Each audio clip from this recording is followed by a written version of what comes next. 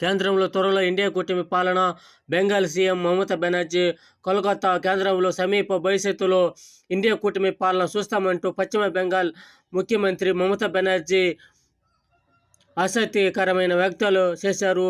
ప్రభుత్వ ఏర్పాటుకు ఈరోజు తమ కూటమి ముందుకు రాలేదు అంటే రేపు కూడా అదే వైఖరి ఉంటుందన్న అర్థం కాదని నర్మగర్భంగా అన్నారు.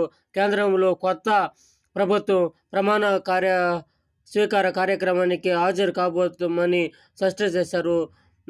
తమను ఎవరు ఆహ్వానించలేదని, హాజరు కావాలని తాము కూడా కోరుకోవడం లేదన్నారు.